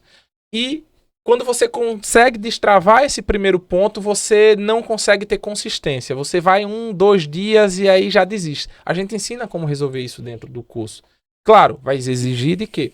Dedicação daquele aluno. E parar de desculpinha. Porque a gente precisa assumir autorresponsabilidade. Você não passa na prova da OAB porque você não quer. Mas aí, quais são as desculpas que os alunos utilizam? Ah, é muito difícil, a OAB é uma reserva de mercado, a OAB é uma caça-níquel. Cara, o que aparece de gente falando isso? E aí eu não sou defensor da OAB, instituição, porque eu não tenho procuração e não é... Mas é simples. É simples a conta. Se você pegar todos os graduados em direito, ou seja, pessoas que estão aptas a fazer o exame de ordem. Hoje, se é assim, ó, hoje não precisa mais de prova da OAB, todo mundo é advogado. Você não vai pagar mais a taxa de inscrição, correto? Você já passou, não tem taxa de inscrição da prova, beleza? Mas você vai pagar anuidade. A OAB arrecadaria, matematicamente falando, muito mais se todo mundo graduado já fosse advogado e pagasse anuidade de advogado, que eu tenho que pagar todo ano, do que só com a cobrança de taxa de inscrição de exame. Então, esse tipo de discurso, você ficar sempre querendo se vitimizar e jogando a culpa na prova. Peraí, a prova, se você acertar, o mínimo, que é 40%, você passa. Se 100 mil, são em média 100, 150 mil candidatos que fazem cada exame. Se todos eles, em um determinado exame, acertassem 50% da prova, todos passariam. Não é um concurso que tem, ó, só tenho 10 vagas, só tenho 50 vagas, só tenho 1000 vagas. Não é um concurso. A única pessoa que vai impedir a sua aprovação é você mesmo. Concorda? Sim. Se você tem lá 100 mil candidatos, os 100 mil na primeira fase, olha só, você tem 80 questões. Você pode errar metade. Ah, eu tenho que acertar. Pô, você pode errar metade. Qual é o concurso? Me diga aí. Hoje, que você erra metade e você passa. Não tem. Tem concursos hoje que você erra uma, duas questões e você tá fora. E não tô exagerando. Aí o cara, mas a OAB é mais difícil que concurso. Beleza, vai lá e passa num concurso. Se é tão difícil assim, me prove, vai lá e passa num concurso. Não tô falando de um concurso, e sem desmerecer, tá? Mas assim, tô falando de um concurso de assistente social do município X. É diferente, tô falando de um concurso do nível da OAB. Um concurso de técnico judiciário, um concurso de analista judiciário, que se equipara. Se é tão difícil assim, a OAB, vá fazer esse concurso e passe, e pronto, já vai ganhar seu dinheiro. Agora, o cara pega, às vezes, uma ou duas questões de 80 e diz, ó, questão nível juiz. Questão nível juiz, pra você passar, você tem que acertar quase todas. E aqui você pode errar metade e passa. Aí o cara pega uma ou duas fora da curva, que não é a média, tá? E acontece de ter uma ou outra questão muito difícil, muito fora da média, mas é uma ou duas, tu pode errar 40. Tu vai se apegar a essa uma ou duas questões fora da curva pra dizer, ah, não passei por conta dessa questão que é nível juiz. A prova agora é nível juiz. Pô, então, vai fazer, passe na OAB. Se tu acha que é nível juiz, passe e vá ser juiz já. Não é verdade? Então, assim, a pessoa tem que assumir a autorresponsabilidade. Você não passa porque você não quer. Ou porque você não tem foco, ou porque você não colocou aquilo como prioridade, ou porque você está estudando da forma errada. E acontece. E aí, tem esse ponto também. O cara tá empenhado, tá dedicado, tem tempo, tá focado, mas tá estudando da forma errada. Não recebeu uma boa orientação. E são pequenos ajustes que fazem o cara sair de reprovação para aprovação. E tem também o fator emocional. Algumas pessoas precisam de um acompanhamento psicológico para tratar alguma ansiedade, tratar algum transtorno que impossibilitam, na hora da prova, fazer um bom exame. Tem esse ponto também, e aí eu não tenho nenhum tipo de competência para avaliar isso, porque aí é para o profissional da área. É um psicólogo ou até mesmo um psiquiatra que vai recitar algo para você, a depender do seu nível, ter um pouco mais de concentração, ter um pouco mais de foco. Mas, tirando esses casos aí clínicos, digamos assim... Atípicos, né? Casos atípicos, o resto é questão de querer fazer. Hoje o estudar para a OAB, ele é voltado apenas para a primeira fase ou segunda fase também? Primeira e segunda fase. Segunda fase também. Isso. Segunda fase, todas as disciplinas. Ainda não. Hoje a gente tem apenas 3 disciplinas. São 7 possibilidades de segunda fase. Certo. Hoje a gente tem as mais procuradas, que são penal, constitucional e trabalho.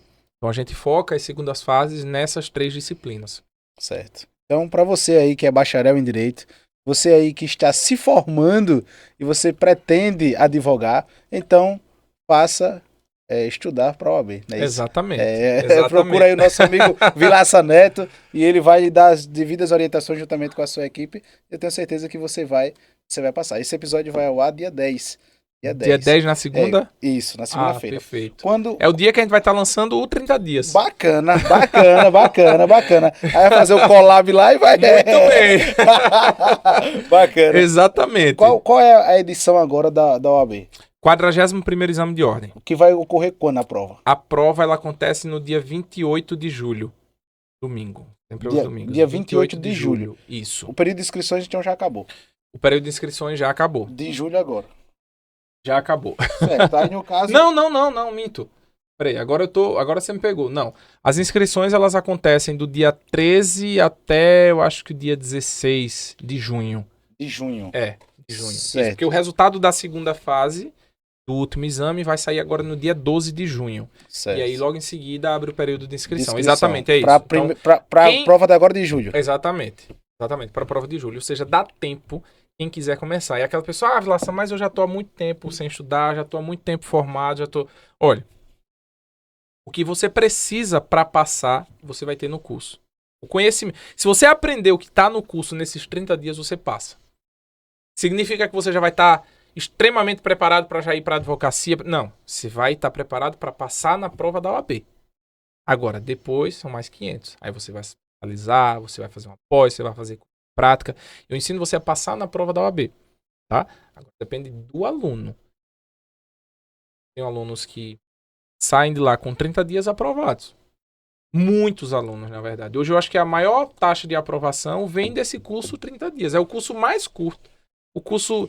Mas aí por quê? O brasileiro, ele deixa... Eu falo isso por mim também. Deixa pra fazer o quê? Nos 45 do segundo tempo. Deixa tudo pra última hora. Né? Se você tivesse só um dia pra fazer uma tarefa, você faria em um dia. Mas se lhe derem 10, você vai usar os 10 pra fazer aquela mesma tarefa, não é verdade? Sim. Então, ele sabe que ali é os 45 do segundo tempo. Se eu lançasse, eu acho que um curso OAB, 10 dias, o cara ia querer o de 10 dias, não ia querer o de 30. Porque o que acontece? Entre uma prova e outra, nós temos mais ou menos 4 meses. Eu digo, bicho, o melhor... Aí o cara sai de uma prova, primeira fase ali, vamos supor, reprovou. Diz, o melhor momento para você passar na prova, na próxima é agora. Começando a estudar agora. Por quê? Você vai ter 4 meses, você vai estudar com muito mais tranquilidade, vai estudar mais conteúdo, vai ter uma segurança, uma margem ali de erro maior do que foi estudado para o que vai ser cobrado na prova. O cara começa a estudar? Não. Aí depois eu lanço um 90 dias. Eu digo, olha, agora tem 90 dias para a prova. Eu tô com um curso aqui com 90 ciclos de estudo para tu estudar com tranquilidade, não sei. Não, eu quero passar, eu vou. Aí às vezes o cara compra. Aí eu lanço 60 dias. Aí vem outra galera. Quando eu chego no 30, sabe a maior quantidade de mensagem que eu recebo? Então, Vila, se eu comprei o 90, mas eu não estudei.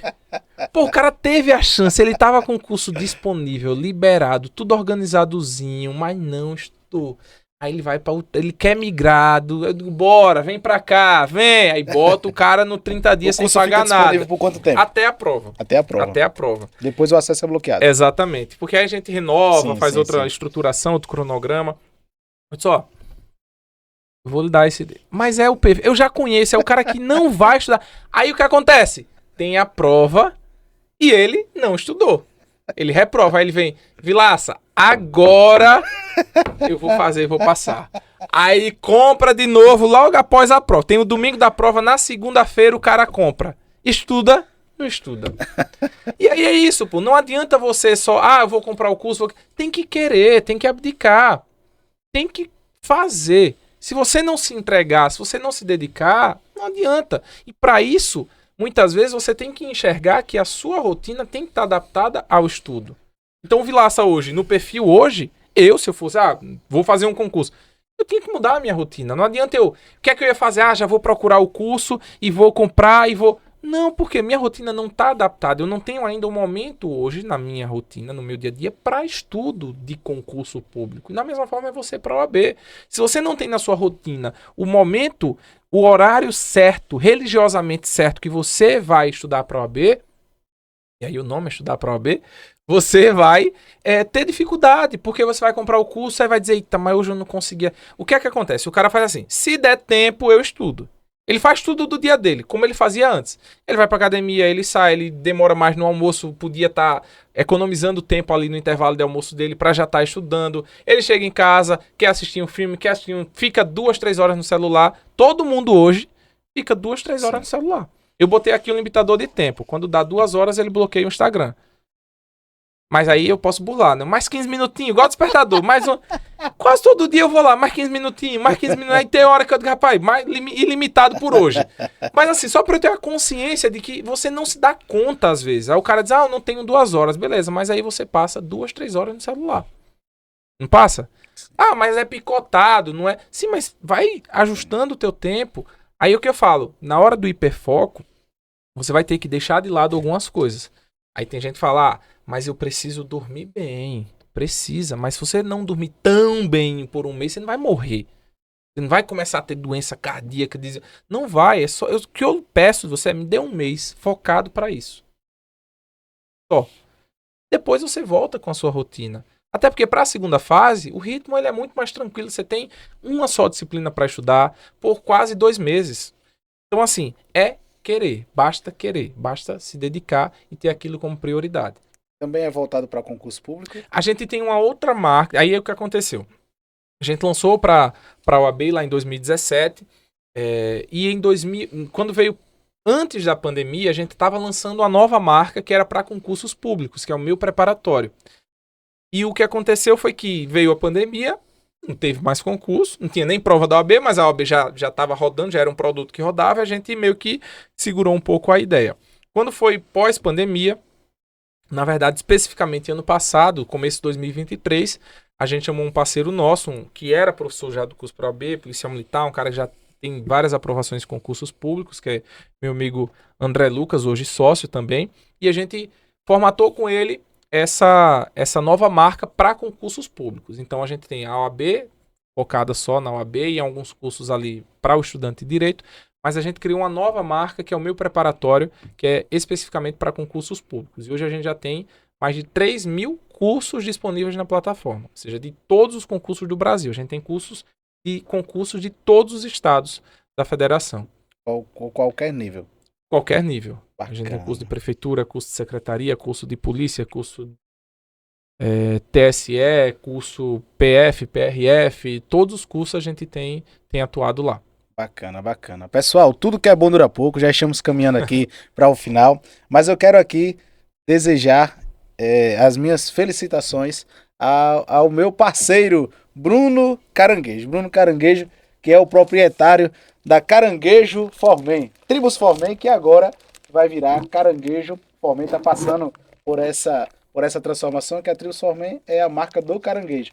Então, ele enviou aqui um brinde, uma pequena lembrancinha para o Vilaça Neto. Rapaz, o cara vem da ganha presente. Obrigado aí, Caranguejos Formen. Caranguejo Formen. Então, prova lá. Se não der, depois troca. Não, tranquilo. Obrigado aí. Obrigado mesmo. Valeu, de coração. Bruno Caranguejo, meu parceiro. E agora a marca que veste o DDI Podcast é a marca do Caranguejo. Caranguejo Formen. Então, nós estamos aí com essa parceria. Muito obrigado. Que Papai do Céu continue te abençoando. E eu também quero agradecer Refresque. Refresque, a melhor água do Brasil. E é a lagoana, viu? Água mineral, natural, água com gás. Refrigerante agora, né, Gustavo? Refrigerante agora, refrigerante. Meu irmão, o que você precisar, entre em contato aí com a Refresque. Você revendedor, você consumidor, entra em contato. A melhor água do Brasil é indiscutível, é Refresque. Vilaça, eu sei que ser bem sucedido, de certa forma, em uma sociedade tão difícil de se viver e de se conviver, às vezes a gente acaba atraindo certas inimizades, diga-se de passagem. Existe uma gama de pessoas mais para torcer contra do que a favor. E como é que você lida com as críticas? Cara, eu sou muito prático e eu sou muito direto com algumas coisas, assim. Particularmente, eu não tenho haters, não tenho pessoas que na minha cara vêm lá e criticam. Eu sou uma pessoa bem reservada, assim, hoje eu sou família, então hoje a minha empresa é em frente onde eu moro. Então eu atravesso a rua, eu saio de casa, deixo minha filha na escola, volto, vou trabalhar, fico lá o dia todo, vou em casa almoçar, volto, vou pra casa, fico com minha esposa, fico com minha filha. Final de semana tô com a minha família, meus pais, ou com minha sogra, meu cunhado, minhas cunhadas. Então, assim, eu sou um cara bem reservado, tenho ali minha rotina muito voltada pra família e pouquíssimos amigos e conto no dedo ali.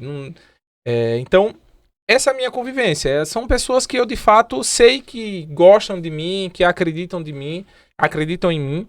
E eu acho assim, que a gente tem que, de fato, encarar aquilo que você faz, se é aquilo que você quer fazer, com cabeça erguida, com foco, com determinação. Se você sabe que aquilo precisa ser feito e que esse é o caminho que você quer trilhar, trilhe. Deixa as pessoas criticarem. Quem está criticando, e com certeza uma ou outra pessoa lá no começo deve ter falado mal, deve ter criticado, isso aí vai para canto nenhum, não.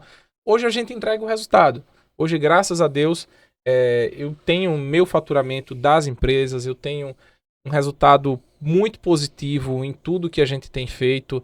Não é fácil, tá? Negócio, só vê assim, mas já tá bem, não sei quantos mil alunos, não sei quantos mil aprovados, mas só quem tá no dia a dia do bastidor de um negócio, de uma empresa, sabe as dificuldades que você vez ou outra passa, que você tem que resolver ali um problema, outro problema, mas sempre buscando o crescimento, sempre buscando o seu objetivo final. Como eu disse, eu comecei numa salinha extremamente pequena, sem nenhum funcionário, eu mesmo ia lá gravar, voltava. Hoje a gente tem mais de 20 funcionários.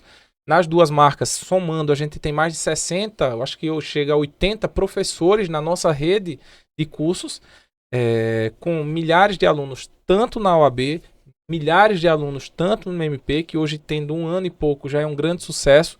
Então, assim, eu particularmente eu abstraio, sabe? Quando eventualmente aparece algum tipo de crítica, é muito pouco. Não me recordo hoje assim uma crítica que fizeram a mim diretamente ou ao... Não tem na minha memória, em que pese possa ter existido esse tipo de crítica. Mas assim, eu tô fazendo o meu melhor. Se der certo, ótimo pra mim. Se der errado, quem vai sofrer sou eu. Então assim, as pessoas que andam criticando é porque... Não sei, eu ignoro, sabe? Eu não tenho muito uma tese sobre isso. Não, eu simplesmente ignoro, porque, cara, eu tô fazendo o que eu quero fazer, a vida é minha, eu faço aquilo para atingir o meu propósito. Eu tenho que agradar a Deus, eu tenho que agradar as pessoas que estão convivendo comigo, que eu sei que são amigos verdadeiros. E são pessoas que torcem por mim, que sabem de toda a história, sabem de toda a batalha. Teve aí uma roda gigante na minha vida pessoal, já fui lá para baixo, já subi, e a gente tem que saber que hoje a gente está em algum lugar, né? Eu sei muito bem de onde eu vim. Eu não vim de uma família rica, não vim de pais que me deram as coisas, eles me deram muitos ensinamentos, muitas oportunidades de estudar, e eu fiz por merecer, fui atrás, como eu disse, abdiquei de muita coisa, conquistei, e quero conquistar muito mais, mas eu sei que se amanhã tudo der errado, eu sei o meu espaço, eu sei por onde recomeçar, porque já tive que recomeçar no meio dessa história aí. Então, eu simplesmente faço o meu. Eu acho que é o que cada um tem que fazer. Faça o seu. Esqueça o que os outros estão falando, você vai ouvir para quê? É alguém que já construiu alguma coisa? Eu ouço ensinamentos de quem de fato pode agregar. De quem já alcançou alguma coisa, vai dizer, posso te dar uma sugestão, uma opinião? Eu vou ouvir. E vou avaliar dentro da minha realidade. Ninguém tem verdade absoluta, eu também não tenho verdade absoluta. E aí, quem chegar, eventualmente, criticar por criticar, bicho, critique aí, fala aqui com a minha mão. Você vai dar ouvidos a isso pra quê? Só pra ficar absorvendo negatividade? Eu sou um cara, assim, muito positivo mesmo. Acho que a gente tem que pensar positivo. Eu sou dessa corrente aí. Vamos pensar, vai dar certo. Aparecer um problema, eu não vou ficar... internalizando aquele problema. Não, peraí, como é que resolve? Hoje a gente tenho feito vários cursos na parte de gestão de negócios, de administração de empresas, gestão de pessoas e a história de 5WZH. Pode ser um problema, beleza. Como é que eu resolvo? Quem vai resolver? Qual o caminho? Qual o prazo para resolver? Vai ter algum custo resolver isso? Vamos ser práticos, vamos ser objetivo. Tem gente que acontece um problema, fica o mês todo lutando e, meu Deus, se vitimizando. Eu não sou um cara que tá me vitimizando. Se aconteceu, é porque tinha que acontecer. Já aconteceu? Beleza, vamos resolver. Aí tem gente que fica, não era pra ter acontecido e minha vida tá uma desgraça. Bicho, problemas vão acontecer com qualquer pessoa. Acontece com todo mundo. A questão é, como você vai tratar esse problema? Você vai tratar esse problema dando foco nele, fazendo com que ele se amplie na sua vida, com que ele lhe maltrate emocionalmente, psicologicamente, ou você vai olhar com um pensamento de, peraí, como é que eu resolvo? Tá aqui, aconteceu já. Alguém muda o passado? Não muda o passado. Você muda o passado? Não muda, a gente queria ter esse poder, né? Mas não muda o passado, bicho, já aconteceu. Vamos lá. Minha esposa às vezes até fala, você é muito prático. Eu não quero. Ela chega com um problema assim, ela chega com uma coisa. Aí eu, tá, mas faz assim, ela. Mas eu não quero a solução, eu quero reclamar. Me deixe reclamar, me deixe. Você tem que chegar assim, ô amor, meu Deus, sei o que, mas meu jeito não é assim. Eu sou, peraí, aconteceu isso, faça assado, mas eu não quero resolver agora, eu quero estar dessa. Pô, mas peraí, eu não sou dessas pessoas, eu sou prático, eu me tornei prático, porque a vida ensina você a ser prático. Você tem que sair de algumas situações de forma objetiva. Até na empresa mesmo, assim, chega um funcionário hoje, mas isso, bicho, peraí. Qual a situação? Essa. É isso que você tá me dizendo? A gente pode resolver assim, a gente pode resolver assado. Já tentou alguma? Não. Tente, vá tentar resolver e pronto, e volte com a solução. Então, críticas assim, não ligo muito não. Resumidamente é isso. Bacana. Você falou sobre agradar a Deus. Qual é a relação do Vilaça com Deus? De muita fé, acredito bastante na existência de Deus. Não sou um cara que frequenta a igreja, não sou um cara... não por nenhum motivo específico, né? Não tá na minha rotina isso, mas assim, eu sempre, desde o começo, desde quando eu tava ali estudando ainda para vestibular, tentando, sonhando com uma vida melhor, sonhando em conquistar alguns bens que eu sabia desde aquele momento que só ia conquistar estudando, batalhando, hoje empreendendo, sempre pedi muito. E eu acho que a gente tem que ser cada vez mais grato por tudo que acontece. A gente vê muito, e acontece, é comum, a gente quer chegar num patamar X, aí a gente chega, mas a gente não está satisfeito. A gente quer agora no patamar X mais 1, X mais 2, X mais 3. E se eu olhar hoje para trás, para minha trajetória, para tudo que aconteceu, eu só tenho que agradecer. Assim, se eu não conquistar mais nada hoje, eu sou extremamente grato. Porque eu sei de onde eu vim, eu sei o que hoje eu posso ter, um conforto, uma segurança para minha esposa, para minha filha, para os meus pais. Essa gratidão que eu tenho por eles, por tudo que eles fizeram. E hoje, sendo pai, eu sei tudo que eles deixaram de lado para poder permitir um certo conforto para mim.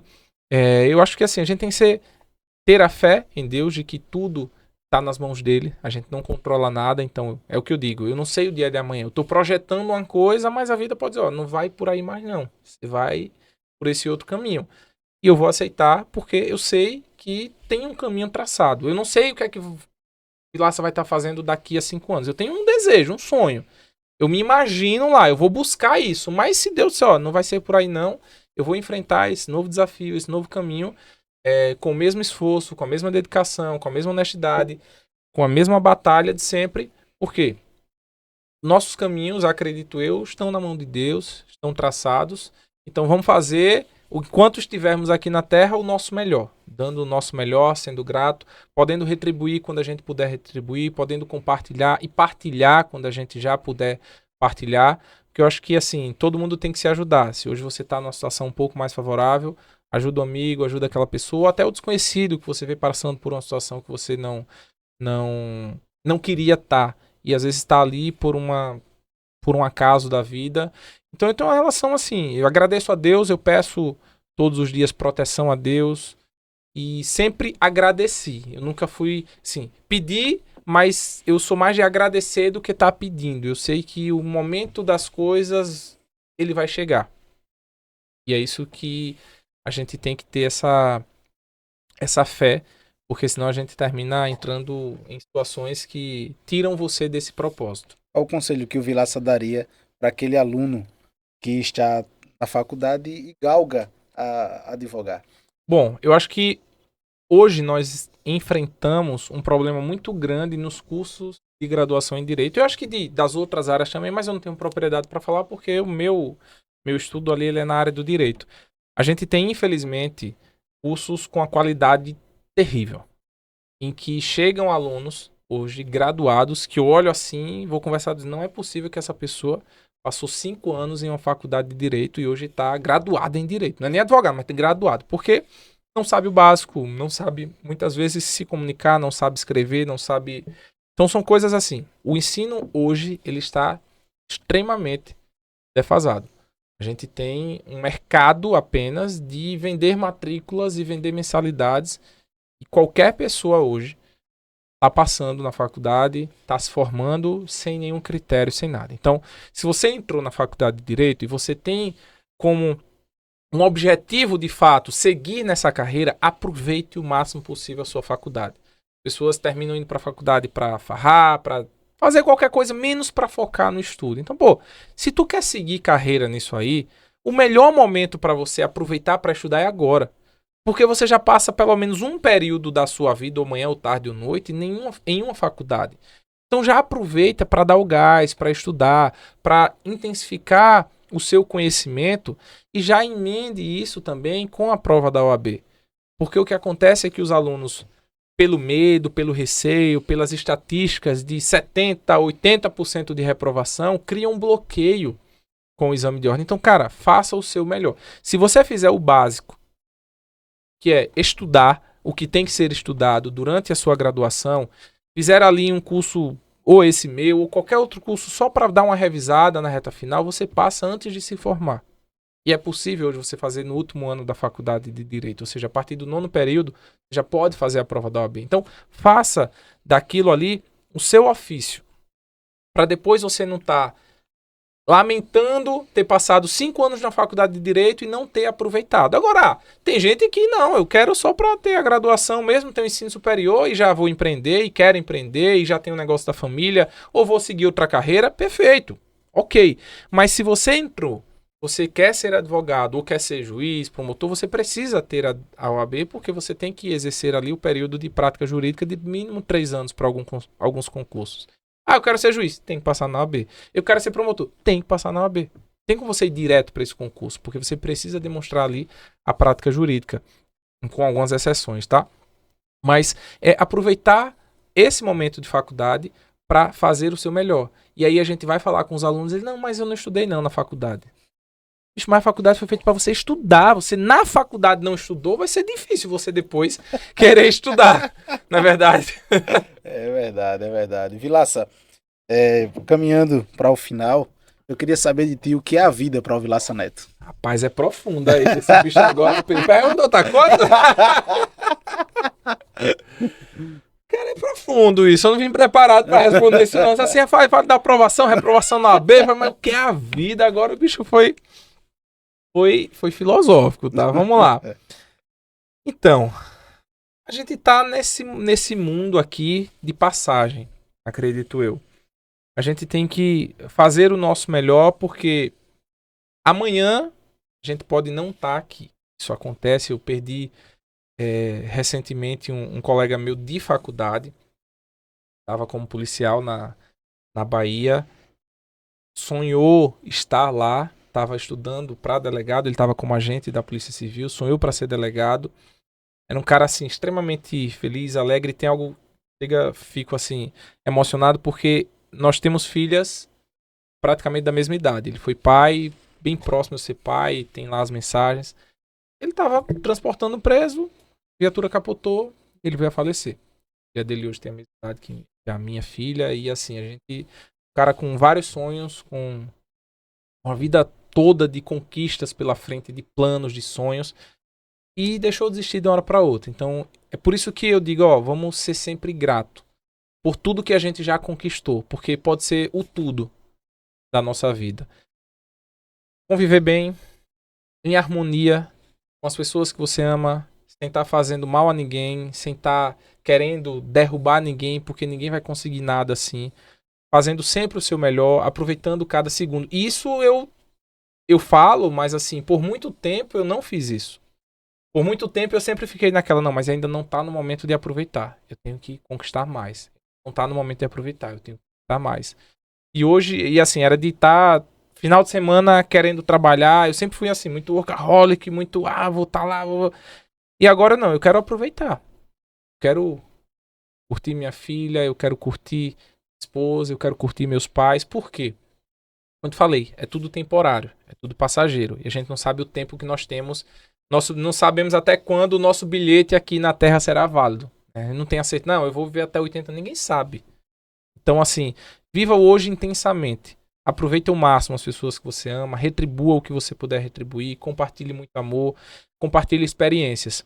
Uma coisa que eu prezo muito e tenho falado cada vez mais com meu sócio, que é esse meu primo irmão da pirataria lá atrás. Mas hoje a gente já tá limpinho, não trabalhamos mais com É isso. passado, águas Prescreveu já. passadas. Vamos lá. Ele diz assim, bicho, eu quero objetivar, eu quero profissionalizar cada vez mais a gestão da nossa empresa para a gente ter cada vez mais tempo de qualidade com a nossa família. Meus tios e algumas pessoas próximas, pessoas que a gente tinha como inspiração, eram pessoas de negócios, pessoas que trabalharam bastante, o pai da minha esposa também, assim, já trazendo para o lado familiar, e por muitas vezes não puderam aproveitar pequenos momentos de tempo, mas que gerariam grandes lembranças para o seu filho, para sua filha. E eu quero fazer diferente, eu quero estar presente em todos os momentos que eu puder estar presente. Na festa mais bestinha da minha filha eu quero estar presente, eu quero aproveitar, eu quero gerar memórias, porque eu sei que isso para ela vai ser um grande tesouro. E nem todo mundo teve essa oportunidade, e nem todo mundo tem essa oportunidade. Então, tendo essa oportunidade, faça o esforço que for necessário para estar com os seus. Sim. Eu sou, como eu disse desde o começo, né? Eu sou um cara assim, muito caseiro, muito família. Sempre quis isso, sempre foi meu sonho. Tem cara que quer ser da farra, e ok, isso é o propósito dele, quer estar no mundo, quer estar com 10 mulheres. Nunca foi o meu propósito. Sempre tive um propósito de construir família, ter ali, construir um legado, de ter, ser para minha filha um exemplo, ser um pai presente, ser um pai protetor, para minha esposa também, ser aquele cara que vai estar sempre ao lado, respeitando, apoiando. Então, eu acho que a vida é para ser vivida intensamente, cada segundo dela. E hoje, porque o amanhã não existe. O amanhã não existe, sempre é o hoje. Quando é o amanhã? Ontem, hoje era o amanhã. Mas é o hoje, a gente sempre está no hoje. Ninguém sabe o amanhã. O amanhã é sempre um hoje, que vai ter um amanhã no futuro, mas é incerto. Então, viva o hoje, aproveite o hoje, faça o que você puder fazer hoje. E a gente pode hoje, a gente é novo, a gente tem energia, a gente tem disposição. Talvez se a gente deixasse... E esse foi um dos motivos, até cortando um pouco aqui, de eu ter buscado ficar na vida privada, na vida da advocacia, na vida do empreendedorismo. Porque o que acontecia? Eu ia para algumas audiências e assim, como eu disse, cada um tem o seu propósito. Esse é o meu, tá? Esse é o meu, não é verdade. Tem que ser assim porque eu vou lá. Não, tem que ser para mim. Ia para algumas audiências, algumas coisas, e via aqueles juízes lá, o cara com 30 anos de profissão, 35 anos, saco cheio, estando ali por obrigação, sem vontade. O cara que há 15 anos parou de estudar, não estava se atualizando e puto com aquilo ali. Eu disse, bicho, esse cara tem que vir quase todo dia aqui para fazer audiência. Se ele tivesse agora uma festa na escola da filha, uma coisa, nem ia estar, porque tá... Eu não quero essa vida. Respeito quem quer, é uma vida muito confortável no sentido financeiro, vai ter uma estabilidade muito grande, não vai ter as preocupações que o empresário tem de fechou o mês, zerou, agora tá zerado, vamos fazer um novo mês. Mas assim, eu sempre quis ter qualidade de tempo. Não estou dizendo de dinheiro, qualidade de tempo. Assim, eu ter o meu tempo, eu ser dono do meu tempo. Eu poder, hoje de manhã, estava lá 10 horas, parei o que estava fazendo, fui para a escola da minha filha, porque tem uma apresentação para mostrar uma pintura. Ela tem 2 anos, uma pintura que ela fez, colou a mão no negócio e eu lá, besta, olhando aquilo, querer estar presente. Então, assim, vamos sempre viver o hoje. Eu acho que é isso. O aqui e o agora. O aqui e o agora. Bacana, exatamente. Bacana. Um time, bate e volta rapidinho. Rapaz, eu sou péssimo. Cara comercial de Viçosa, que nem tem mais. Assim, meu pai é apaixonado por futebol. Já foi secretário de esporte lá no interior. Já foi técnico, já foi dirigente de clube. Apaixonado. Eu sou um zero à esquerda. Pra jogar bola, não me chame. Pra perguntar, o time, não sei de nada. Quem é o atacante do Flamengo? Não sei de absolutamente nada. Pense no assunto que eu sou um zero à esquerda. Esse é o Vilaça. Não sei de nada de time. Eu vou dizer, Asa de Arapiraca, pronto. Aê! Uma música, um trechinho, uma música que marcou, que lembra. Paz. Um trechinho, alguma coisa. Você canta, não? Não, Deus me livre. Só se for pra gente derrubar o vídeo aqui. queimar a fita, como dizia o meu amigo. A música que você lembra, um cantor. Mas tem algumas músicas, e agora, eu não sei se o nome do cantor, eu sou péssimo, assim, eu falo de memorização, de tudo, mas para algumas coisas eu sou péssimo. Tava até falando com a minha esposa, ó, me pergunta o nome do filme, não vou saber. Não, tem vários filmes incríveis que eu já assisti, que tem uma mensagem muito profunda, não vou lembrar. Nome de série, não vou lembrar. Se você falar, eu acho que eu assisti. Mas eu sou péssimo de memória. Mas tem algumas músicas, eu acho que eu não sei se é Preto no Branco, se é Thales, não sei o quê. Mas são músicas assim, que falam disso, de Deus, falam da gratidão, falam do aproveitar o hoje. Eu vou ficar devendo o trecho, vou ficar devendo o nome, mas assim, são essas músicas que fazem você realmente refletir sobre a sua existência, sobre o seu propósito aqui na Terra. Bacana. Um livro e um autor.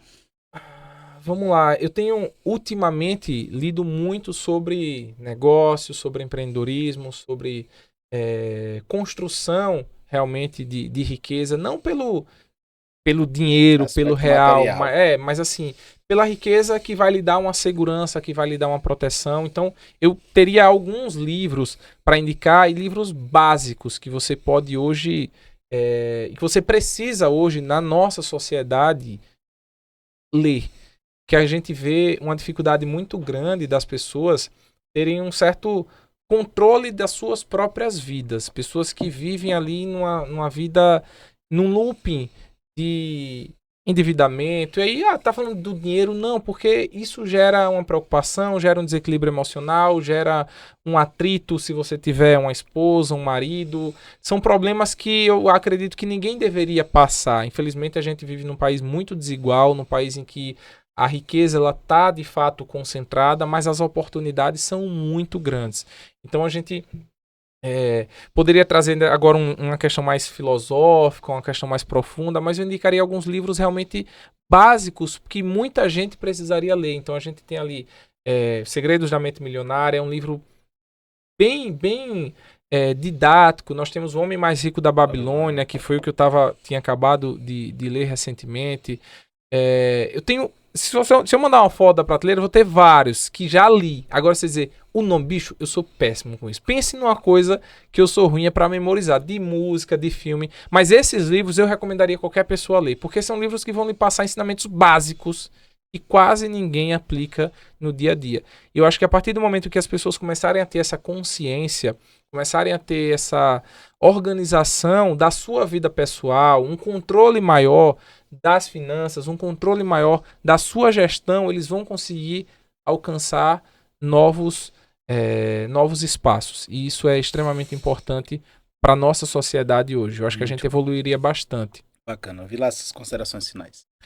É só agradecer, só ser grato por estar aqui, pela oportunidade, né, no podcast das autoridades, mais uma vez, mas agradecer meus amigos aqui, ao Gustavo e ao William também, né, que nos acompanharam nessa noite, e a você, meu amigo, muito obrigado pela oportunidade, por estar compartilhando, por estar conversando, por estar batendo um papo. Esse ano me propus a me expor mais, a conversar mais, a compartilhar mais, a poder de fato agregar. Eu acho que cada um tem um pouquinho em si que pode agregar ao outro. Então eu tenho algumas coisas que eu aprendi na vida que eu posso agregar a você, você tem coisas que pode agregar. Eu acho que a gente fazendo essa comunicação, a gente compartilhando isso, a gente só tem a contribuir e a transbordar aquilo que tem na gente de melhor, né? Então, só agradecer mesmo, não tem muito o que falar não. Você que quer passar na prova da OAB, né? Vá lá no estudar para a OAB ou vá para qualquer curso, mas antes, decida se é isso mesmo que você quer. Organiza, se planeja, se precisar da nossa ajuda, a gente vai estar à disposição, é só falar lá no Instagram da gente. Eu tenho o maior prazer de responder na medida do possível quando o aluno chega com questionamento, seja aluno, eu falo aluno que pagou, aluno que não pagou, mas o cara que está buscando uma orientação para essa preparação, porque eu sei e eu fico muito grato quando um tempo depois eu vejo lá no Instagram o cara já com seu escritório, o cara com as suas causas, o cara com seus clientes, e saber que de alguma forma eu pude contribuir com aquilo ali. Mas o mérito é dele, o mérito é seu, vai ser seu. Mas a gente começa a sentir orgulho daquilo que a gente está fazendo. Pô, o que eu faço realmente contribui de alguma forma para o outro. E é isso que a gente tá aqui para fazer. Bacana, bacana. Quero agradecer a você que está nos assistindo. Quero agradecer aos nossos patrocinadores. Meu muito obrigado. Se não fosse vocês, nós também não estaremos aqui. Quero agradecer a você que tem compartilhado, comentado, se inscrito no canal. E se é autoridade, está aqui com a gente. E a vinda do Vilaça Neto, Dr. Vilaça Neto, eleva em muito o nível do DDI Podcast. E estudar para a OAB, estando aqui no DDI Podcast, é muito bom para a gente. É muito bom para você também que está nos assistindo. Então, meu muito obrigado. Né? E eu quero convidar você a se inscrever no nosso canal, acompanhar os nossos stories lá no Instagram. Quero convidar você também a acompanhar Arapiraca Podcast lá no YouTube, os cortes, no Instagram também. É uma parceria DDI Podcast e Arapiraca Podcast Estúdio. Esse estúdio aqui é do Arapiraca Podcast do meu amigo William. O William é o cara da tecnologia aí. Então, meu muito obrigado. E eu quero agradecer também aqui, em especial, ao meu amigo Maxel. Você tem um iPhone, você tem o smartphone, tá precisando dar uma repaginada aí no seu aparelho, caiu, quebrou, tá precisando comprar o seu aparelho, não tem outro lugar em Arapiraca, viu? O lugar é Maxel. O cara é top. O que você imaginar, ele entende e ele faz com o seu celular. Quebrou, precisou trocar peça, você tá precisando comprar um aparelho com o melhor preço da cidade, Maxel. Vai lá e você vai ser muito bem recepcionado pela equipe do meu amigo, meu patrão, Max. Doutor Vilaça, muito obrigado. Valeu, que meu Deus amigo. continue te abençoando. E eu só tenho a agradecer. E eu tenho certeza que muitas coisas boas ainda o Senhor vai nos proporcionar por meio da sua vida. É isso, eu que agradeço demais. Desejo muito sucesso aqui a todos do DDI Podcast, a todos os nossos ouvintes, telespectadores e seguidores do DDI Podcast e do seu trabalho, do trabalho do meu amigo William, do Gustavo e todos vocês. Muito obrigado. Valeu. Valeu, pessoal. Valeu, William. Valeu, Gustavo. Valeu!